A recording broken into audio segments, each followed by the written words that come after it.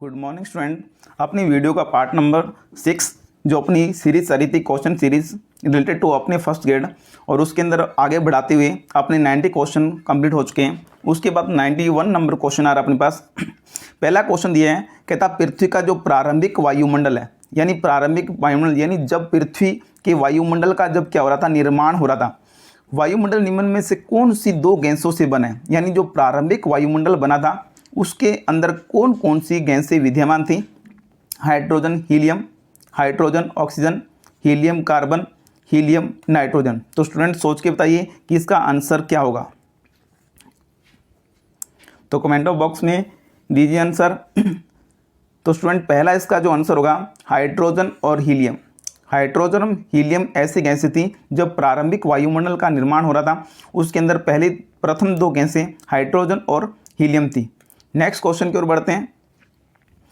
Next question, निम्नलिखित में से कितनी ऊंचाई पर, यानी कितनी ऊंचाई, मैक्सिमम ऊंचाई बतानी है कि ऑक्सीजन की मात्रा नगण्य हो जाती है।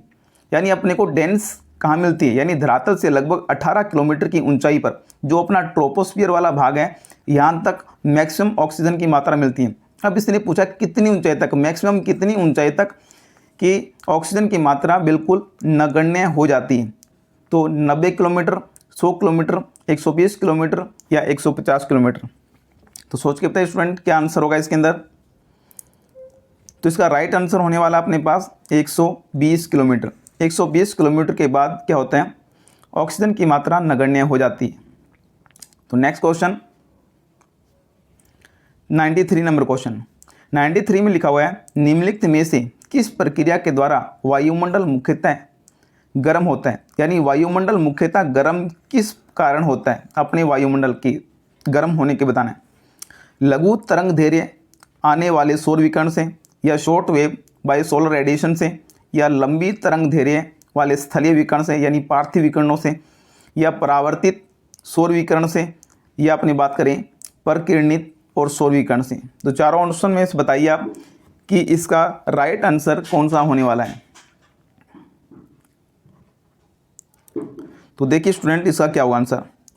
देखो ये अपना क्या है, धरातल। सूर्य से आने वाली जितनी भी विकिरणें हैं, सूर्य से आने वाली जितनी भी विकिरणें हैं, ये सारे सारे किस रूप में आती हैं, तो अपने कह सकते हैं ये शॉर्ट वेव में आती है। शॉर्ट वेव यानी बात करें लघु विकिरणों के रूप में, ये आती है लघु विकिरणों के रूप में। जैसे जब धरातल से परावर्तित होने के बाद जब ये वापस जाती है तो ये कौन सी होती है, इन तरंगों को कहा जाता है लॉन्ग वेव, यानी अपने दीर्घ विकिरणें। ये कौन सी विकिरण है, दीर्घ विकिरणें। इन्हीं को क्या बोलते हैं, अपने पार्थिव विकिरणें। इन पार्थिव विकिरणों के कारण ही वायुमंडल क्या होता है, गर्म होता है।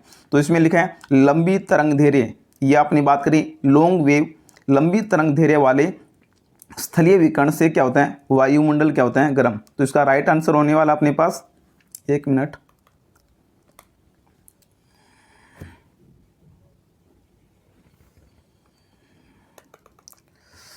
हो गया,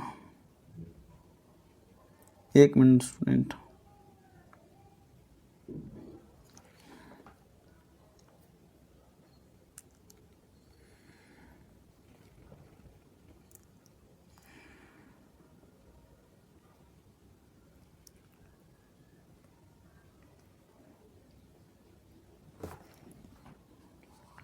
देखिए तो इसका आंसर राइट होने वाला अपने पास कौन सा राइट होने वाला है, अपने कह सकते हैं कि लंबी तरंग दैर्घ्य, लंबी तरंग दैर्घ्य वाले स्थलीय विकिरण से क्या होगा, इसका गर्म होगा मुख्यतः। नेक्स्ट क्वेश्चन 93 नंबर के बाद 94। अब 94 कह रहे हैं कि पृथ्वी पर औसत रूप से, यानी पृथ्वी पर औसत रूप से वायुमंडल की ऊपरी सतह यानी जो एटमॉस्फेयर की ऊपरी सतह की प्रति मिनट कितनी ऊर्जा प्राप्त होती है, प्रति मिनट कितनी ऊर्जा प्राप्त होती है। तो सोच के बताइए स्टूडेंट कितनी ऊर्जा प्राप्त होती है। आप जब तक सोच के बताइए 1.94 किलो कैलोरी प्रति सेंटीमीटर स्क्वायर, यह आपने बात करी 2.9 किलो कैलोरी इतनी होती है, या 1.98 या 2.4। ये आप समझ गए होंगे। कैसे समझ होंगे, ध्यान देना इधर। देखो सूर्य से जो किरणें चलती है अपने दो प्रकार में चलती हैं। एक तो विकिरणें आती है अपने फोटोन के रूप में, किस रूप में, फोटोन के रूप में, और दूसरी आती है कौन सा, किरणों के रूप में। यानी दो प्रकार से अपने सूर्य का प्रकाश अपने धरातल पर पहुंचते हैं, एक तो फोटोन के रूप में और कौन सा, किरणों में।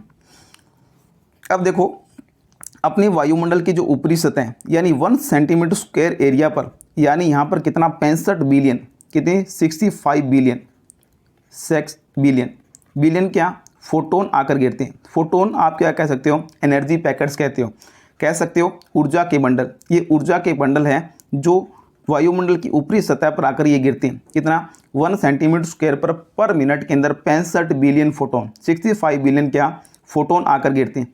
और इससे जो एनर्जी मिलती है कितनी, आप सोच के बताइए 1.94 किलो कैलोरी या 2.91 किलो कैलोरी, 1.9 किलो कैलोरी या 2.9 किलो कैलोरी। तो सोच के बताइए इसमें आंसर क्या होगा। तो इसका राइट आंसर हो सकता है कौन सा, फर्स्ट नंबर इसका क्या होगा राइट आंसर 1.94 किलो कैलोरी। ठीक है, 1. इसी को क्या बोलते हैं, अपनी सोलर कॉन्स्टेंट भी बोलते हैं, सोलर स्थिरांक। तो नेक्स्ट अपने आगे बढ़े, 94 के बाद लिखा है 95 नंबर क्वेश्चन। 95 नंबर लिखा है कि सौर ऊर्जा की सबसे महत्वपूर्ण भूमिका क्या होती है, यानी जो सोलर रेडिएशन होती है उसके द्वारा, यानी इसकी सबसे महत्वपूर्ण भूमिका क्या होती है, फास्फोरस चक्र बनाने या नाइट्रोजन चक्र में। फिर फास्फोरस आ गया, यहाँ पर फास्फोरस काट दो एक बार, यहाँ पर आप लिख दीजिए कार्बन चक्र, कार्बन चक्र में होती है या ऑक्सीजन चक्र में। तो स्टूडेंट सोच के बताइए कि फास्फोरस चक्र में सर्वाधिक होता है या नाइट्रोजन चक्र में या कार्बन चक्र में, या आप बात करें ऑक्सीजन चक्र में। तो सौर ऊर्जा की सर्वाधिक महत्वपूर्ण क्या होते हैं, जो कार्बन साइकिल है, कार्बन चक्र बनाने में क्या होती है, इसकी महत्वपूर्ण भूमिका होती है। Next 96 number question. 96 में दिया गया किस गैस की वायुमंडल में वृद्धि अगर क्या हो जाए, इसकी क्या हो जाए, वृद्धि हो जाए, तो प्रकाश संश्लेषण की दर में क्या होगी, वृद्धि, यानी जो फोटोसिंथेसिस की जो प्रोसेस है उसके अंदर क्या होगी, वृद्धि होगी, यानी इंक्रीज होगी। तो बताइए आप, मीथेन गैस या कार्बन डाइऑक्साइड, नाइट्रोजन ऑक्साइड या जलवाष्प। तो स्टूडेंट सोच के बताइए कि किस गैस में वृद्धि होने से प्रकाश संश्लेषण की प्रक्रिया में वृद्धि होगी। तो आप स्टूडेंट भली बन जाते हो कि जब क्या होती है, फोटोसिंथेसिस की जब प्रोसेस होती है उसमें सर्वाधिक मात्रा में क्या यूज की जाती है, कार्बन डाइऑक्साइड। ठीक है, इसका राइट आंसर होने वाला अपने पास CO2, कार्बन डाइऑक्साइड। 96 के बाद अपने 97 की ओर बढ़े। 97 क्वेश्चन में लिखा हुआ है कि निम्नलिखित में से कथनों पर विचार कीजिए। कथनों पर अपने को विचार करना है, क्या विचार करना है कि वायुमंडल में जलवाष्प की औसत मात्रा 0.4% के बीच होती है। नेक्स्ट, आकाश का नीला रंग धूल कणों के कारण ही दिखाई देते हैं। नेक्स्ट 3 नंबर, वायुमंडल में रेडोन गैस की अल्प मात्रा पाई जाती है। तो स्टूडेंट बताइए इसमें 1 2 सही होगा या 1 या 3 होगा, 2 या 3 होगा, या तीनों के तीनों सही। स्टूडेंट सोच के बताइए क्या होगा इसका राइट आंसर 97 का। चलो स्टूडेंट इसको दोबारा से पढ़ते हैं कि वायुमंडल में जलवाष्प की औसत मात्रा 0 से 4% के बीच, बिल्कुल बात सही है, 0 से 4% के बीच। और अपने सामान्यतः कितनी मानते हैं, 2% मानते हैं। तो इसके बीच में आकाश का नीला रंग धूल कणों के कारण दिखाई देता है, ये भी बात बिल्कुल सही है, क्योंकि धूल कण होंगे अगर आसमान में, सूर्य से आने वाली किरणें का क्या करेगा, प्रकीर्णन करेगा, और प्रकीर्णन के कारण क्या होता है, आकाश का नीला रंग दिखाई देता है। वायुमंडल में रेडोन गैस की अल्प मात्रा पाई जाती है, ये भी बात बिल्कुल सही है। तो तीनों के तीनों क्या हैं, राइट आंसर होने वाला अपने पास 4 नंबर 1 2 और 3। नेक्स्ट क्वेश्चन 97 के बाद 98 में लिखा है कि निम्नलिखित में से स्वमंडल यानी जो होमोस्फीयर अपना इनमें सापेक्षिक रूप से अक्रिय नाइट्रोजन, जो कौन सी है, अक्रिय नाइट्रोजन के विशाल भंडार का मुख्यतः स्रोत के, यानी जो अक्रिय नाइट्रोजन है इसका सर्वाधिक विशाल मात्रा में कौन से सोर्स के द्वारा उत्पन्न होती है। तो आपने ऑप्शन है ज्वालामुखी गतिविधियाँ, जीवाश्म ईंधन का जलना, या अम्ल वर्षा, या वैश्विक उष्णन, या ग्लोबल वार्मिंग। तो स्टूडेंट सोच के बताइए कि अक्रिय नाइट्रोजन के विशाल भंडार का मुख्य स्रोत क्या है। तो नेक्स्ट अपने देखें कि इसका राइट आंसर अपना होने वाला है कौन सा, ज्वालामुखी गतिविधियाँ। ज्वालामुखी गतिविधियों के कारण सर्वाधिक क्या होती है, वायुमंडल में क्या होती है, अक्रिय नाइट्रोजन का निर्माण। नेक्स्ट अपने 99 नंबर क्वेश्चन। तो ओजोन छिद्र लिखा है, ओजोन छिद्र किसके ऊपर अवस्थित है, किसके ऊपर अवस्थित, सबसे पहले कहाँ खोजा गया, किसने खोजा, जोसेफ फॉरमैन ने खोजा था। किसने, जोसेफ फॉरमैन। कब खोजा, 1884 में। तो बताइए ओजोन छिद्र का सबसे पहले कहाँ खोजा गया, ये बताना अपने को, और किसके ऊपर अवस्थित है। अंटार्कटिका के ऊपर है, या उत्तरी ध्रुव सागर के ऊपर है, या विषुवत रेखीय जो कटिबंध यानी विषुवत रेखीय प्रदेश में है, या ग्रीनलैंड में। तो सोच के बताइए इसका राइट आंसर क्या होने वाला है। तो स्टूडेंट आप सभी भली बात ही जानते हो कि ओजोन छिद्र का सबसे पहले खोज किसने किया, जोसेफ हेरमैन ने, और कहाँ किया, अंटार्कटिका के ऊपर। तो स्टूडेंट सारे के सारे आप अपनी कॉपी में लिखते रहिए कि हमारे कितने क्वेश्चन राइट होते जा रहे हैं। 99 के बाद 100 नंबर क्वेश्चन। 100 में लिखा है कि निम्नलिखित ऊंचाई पर, कौन सी ऊंचाई पर ओजोन गैस यानी जो ओजोन मिलती है अपने को सघन रूप से, यानी उसकी डेंसिटी क्या मिलती है, ज़्यादा पाई जाती है। तो ऊंचाई कितनी है, 10 से 25 किलोमीटर, 15 से 35 किलोमीटर, 35 से 50 किलोमीटर और 50 से लेकर 65 किलोमीटर। तो स्टूडेंट सोच के बताइए कि सर्वाधिक मात्रा कितने पर मिलेगी अपने को। सोच के बताइए जल्दी से कि सर्वाधिक मात्रा कहाँ मिलेगी। तो स्टूडेंट अपने जानते हैं कि धरातल के पास वाला वायुमंडल क्या कहलाता है, अपने पास क्षोभ मंडल कहलाते हैं, जिसको अपने ट्रोपोस्फीयर कहते हैं। और उसके ऊपर कौन सा है, समताप मंडल, जिसको अपने स्ट्रेटोस्फीयर बोलते हैं। इसकी ऊंचाई लगभग 18 किलोमीटर होती है, और ये लगभग कितना 50 किलोमीटर होते हैं। लेकिन इसमें पूछा है ओजोन गैस सघनता के रूप में कब पाई जाती है, यानी क्षोभ मंडल की औसत ऊंचाई कितनी है, अपने कहते हैं 14 किलोमीटर या 13 किलोमीटर। इसमें पूछा सघनता के रूप में ओजोन गैस। अब इस बात का भी पता अपने को, जो ओजोन गैस कहाँ पर मिलेगी, समताप मंडल में। और समताप मंडल में सर्वाधिक जो सघनता से मिलती है वो लगभग 15 किलोमीटर से लेकर 35 किलोमीटर के मध्य सर्वाधिक सघन रूप में क्या पाई जाती है, ओजोन गैस। तो स्टूडेंट इसका राइट आंसर होने वाला अपने पास सेकंड, 15 से लेकर 35 किलोमीटर। 101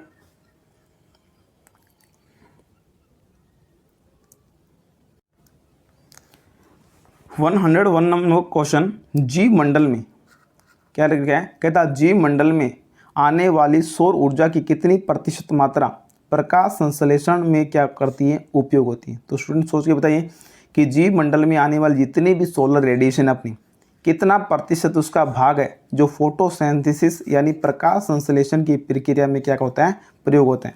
तो 1% से कम होता है, या 1 से 1.5% के बीच, 1.5 से 2% के बीच, या 2% से अधिक। तो बताइए कितना प्रतिशत भाग फोटोसिंथेसिस में प्रयोग होता है। तो इसका राइट आंसर होने वाला है ऑप्शन नंबर 1, यानी 1% से कम। नेक्स्ट क्वेश्चन में लिखा हुआ है कि सबसे अधिक वार्षिक तापांतर का मतलब क्या है कि वर्ष का अधिकतम और न्यूनतम तापमान का अंतर क्या कहलाता है, वार्षिक तापांतर किस जलवायु में पाया जाता है, कौन सा जलवायु प्रदेश है इनमें से जहाँ पर वार्षिक तापांतर क्या पाया जाता है, सबसे अधिक पाए जाते हैं। यानी जितने भी जलवायु प्रदेश उसमें सबसे अधिक मिलेगा।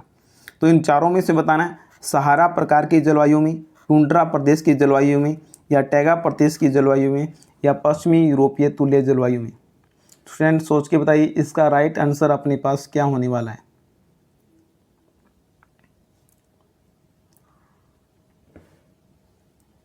कौन सा राइट आंसर होगा अपने पास। तो स्टूडेंट इसका राइट आंसर अपने पास होने वाला है कौन सा, टैगा जलवायु प्रदेश। कौन सा, टैगा जलवायु प्रदेश। तो बच्चों इस बात को गांठ बांध लेना, ऐसा प्रश्न जरूर आएगा कि सर्वाधिक जो वार्षिक तापांतर कौन से प्रदेश में मिलता है, तो टैगा प्रदेश में। और इसको सीधा सीधा अपने को याद कर लेना है।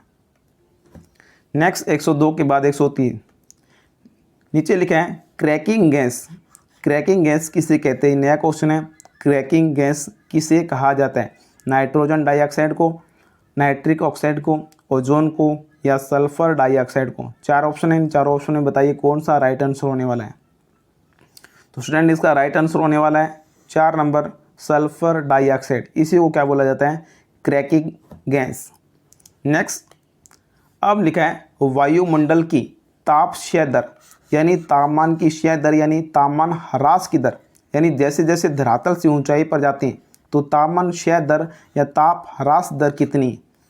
4 डिग्री सेंटीग्रेड 1000 मीटर पर, 6 डिग्री सेंटीग्रेड 1000 मीटर पर, या 1 डिग्री सेंटीग्रेड 165 मीटर पर, 1 डिग्री सेंटीग्रेड या कौन सा 111 किलोमीटर। तो स्टूडेंट सोच के बताइए इसका राइट आंसर क्या होने वाला है।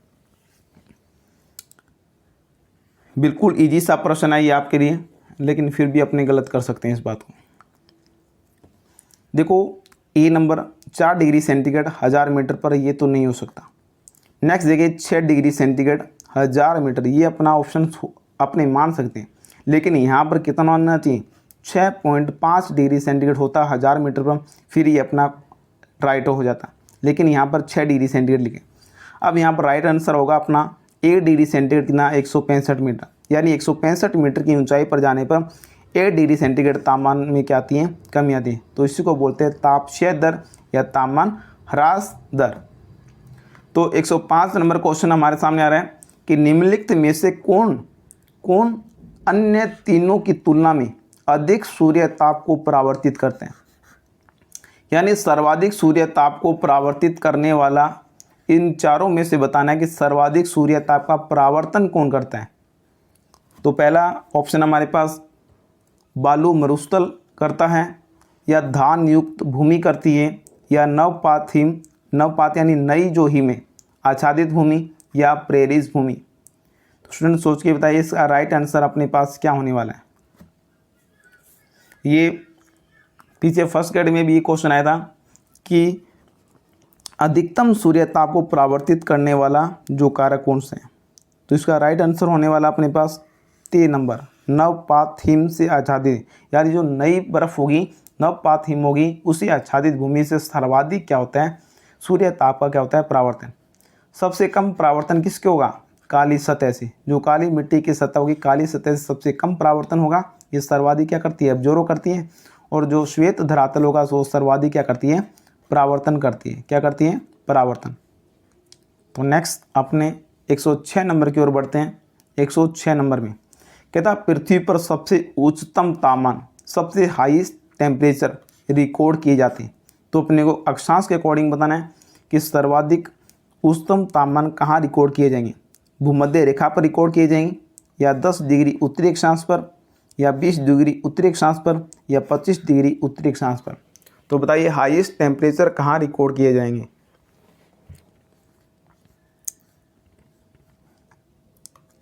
स्टूडेंट सोच के बताइए सर्वाधिक तापमान कहाँ रिकॉर्ड किए जाएंगे।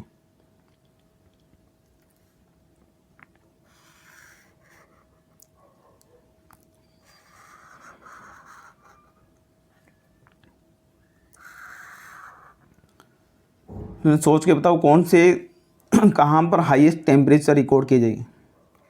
देखो स्टूडेंट ये अपनी रेखा कौन सी है, भूमध्य रेखा। भूमध्य रेखा पर 21 मार्च को सूर्य क्या चमकता है, सीधा। तो सर्वाधिक तापमान कहाँ पर होगा, भूमध्य रेखा। मार्च के बाद अप्रैल मई जून, 21 जून को कहाँ पहुँच जाएगा, ये अपने कहेंगे जो अपनी कर्क रेखा है लगभग 23.5 डिग्री अक्षांश पर, 23.5 डिग्री। 1 जून के बाद जुलाई अगस्त सितंबर, 23 सितंबर को कहाँ पहुँच जाएगा, अपने कहेंगे वापस भूमध्य, सितंबर अक्टूबर नवंबर दिसंबर, और 22 दिसंबर को कहाँ चमकेगा, अपने कहेंगे वापस मकर रेखा। और इस प्रकार पूरे साल भर इसी प्रकार चमकता रहता है। तो सर्वाधिक तापमान कहाँ रिकॉर्ड किया जाएगा, अपने इस बात का जानते हैं कि जो ये अपना उत्तरी गोलार्ध है, ये अपना नदन हेमोस्फीयर है। इस नदन हेमोस्फीयर में स्थल भाग की अधिकता है। स्थल भाग की अधिकता होगी तो तापमान जो धरातल क्या होगा, जल्दी गर्म होगा। और ये अपने को बताना है अक्षांश बताना है। तो अक्षांश लगभग होगा यहाँ पर अपनी बात कर सकते हैं कौन सा, 20 डिग्री अक्षांश को ना, 20 डिग्री जो लैट्यूड है, यानी 20 डिग्री अक्षांश के पास क्या पाया जाता है, सर्वाधिक विश्व के अंदर क्या किया जाता है, तापमान रिकॉर्ड किए जाते हैं को ना 20 डिग्री नदन लैट्यूड, 20 डिग्री उत्तरी अक्षांश। और यहाँ पर ही अफ्रीका का जो क्षेत्र होगा आपने सुना होगा कौन सा, अल Azizia.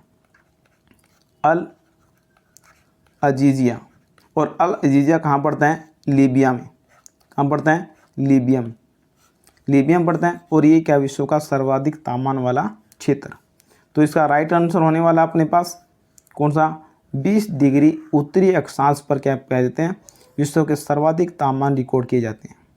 Next question 107 number question.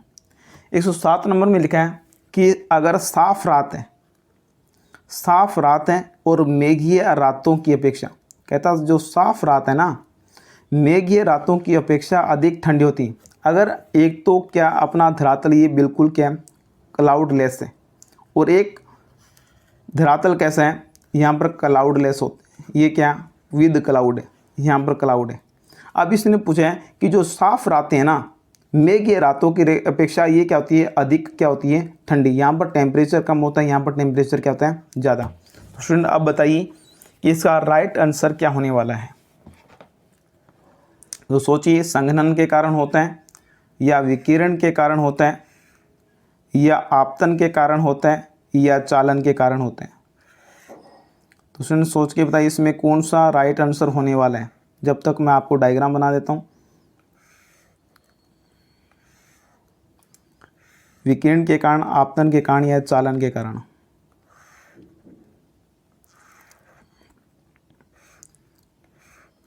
देखिए स्टूडेंट, एक देखो साफ रात है, ये धरातल बिल्कुल क्या क्लाउडलेस है। जितनी अपना सोलर रेडिएशन आएगी, जितनी भी सूर्य की किरणें आएगी, जो सोलर रेडिएशन किस में आएगी, शॉर्ट वेव में, जितनी किरणें आएंगी और सारी पार्थिव किरणों के रूप में, अगर बैरियर नहीं है, यहाँ पर कोई भी बैरियर नहीं है, बिल्कुल साफ आकाश है, तो सारी किरणें क्या चली जाएगी वापिस। तो धरातल क्या होगा, ज़्यादा ठंडा होगा।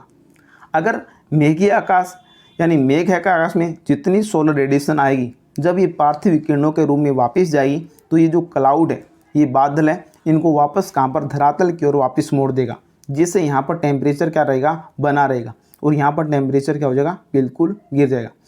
तो इसमें जो राइट आंसर हो सकता है अपना कौन सा, संघनन के कारण, या विकिरण के कारण, आपतन के कारण, चालन के कारण। तो ये कौन सा, इसका राइट आंसर होने वाला कौन सा, विकिरण के कारण क्या होगा, सर्वाधिक क्या होगा, ठंडा हो। Next 108 number question.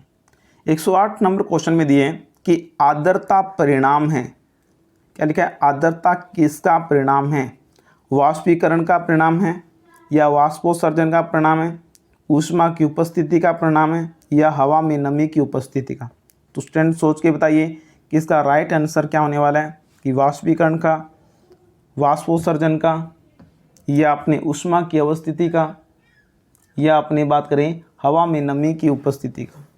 तो स्टूडेंट सोच के बताइए। देखो बिल्कुल आपको पता लग रहा होगा कि आर्द्रता क्या है, हवा में नमी की उपस्थित मात्रा को क्या बोलते हैं, आर्द्रता।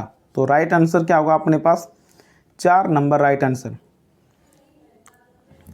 108 के बाद अपना नेक्स्ट क्वेश्चन आ रहा है 109 नंबर।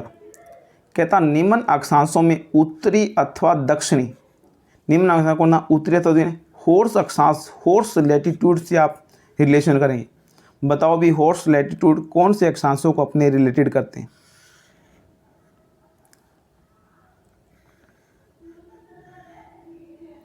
बताओ भी हॉर्स लैटिट्यूड किसको अपने रिलेटेड करेंगे। तो जब तक मैं डायग्राम बना लेता हूँ, आप ये सोचिए कि हॉर्स लैटिट्यूड किसको अपने रिलेटेड करोगे। आप सोच के बताइए स्टूडेंट, हॉर्स लैटिट्यूड कौन सा लैटिट्यूड होगा। देखिए स्टूडेंट, बिल्कुल ईजी सा है। ये अपने क्या है, यहाँ पर 0 डिग्री, 0 डिग्री से संवहनीय धाराएं क्या होती है, ऊपर उठती हैं और वायुमंडल में जाकर विक्षेपित होती हैं, और ये लगभग 30 से लेकर 35 डिग्री अक्षांशों के मध्य क्या होती है, वापस नीचे की ओर उतरती है। 30 से लेकर 35 डिग्री। अब देखो 30 से 35 डिग्री अक्षांशों के नीचे उतरेगी। अब नीचे उतरेगी तो यहाँ पर क्या होते हैं, जो प्राचीन काल में अपने क्या करते थे, शिप यानी जहाज़ों के द्वारा क्या करते थे, व्यापार करते थे। जहाज़ों के द्वारा व्यापार करते थे। जब ये हवाएं ऊपर से देखो नीचे की ओर बैठ रही, ये हवाएं ऊपर से नीचे की ओर बैठ रही हैं, तो इस जहाज़ पर प्रेशर बढ़ जाएगा, दबाव बढ़ेगा, तो जहाज़ डूबने लग जाते हैं। अगर जहाज़ डूबने लगेंगे, अगर जहाज़ डूबने लगेंगे तो क्या होगा, अगर जहाज़ डूबने लगेंगे तो यहाँ पर ये घोड़ों का व्यापार करते थे। अगर घोड़ों को उठा कर कहाँ डालेंगे, समुद्र के अंदर। तो यहाँ पर अपने को ध्यान रखना है कि जो हॉर्स लैटिट्यूड के नाम से जाना जाता है 30 से लेकर 35 डिग्री अक्षांशों को, जो अपना राइट आंसर होने वाला है कौन सा, 30 डिग्री। कौन सा होगा, 30 डिग्री जो लैटिट्यूड होगा, इसको क्या बोलते हैं, अपने हॉर्स लैटिट्यूड के नाम से जानते हैं। नेक्स्ट अपना 110 नंबर क्वेश्चन, वायु दाब सबसे कम। कहता सबसे लोएस्ट जो अपना वायु दाब कब होता है। तो अपने को 4 ऑप्शन दिए, शीत ऋतु में होता है सबसे कम वायु दाब, या बसंत ऋतु में होता है, या शरद ऋतु में होता है, या ग्रीष्म ऋतु में। तो स्टूडेंट सोच के बताइए कि सबसे कम वायु दाब कहाँ होगा।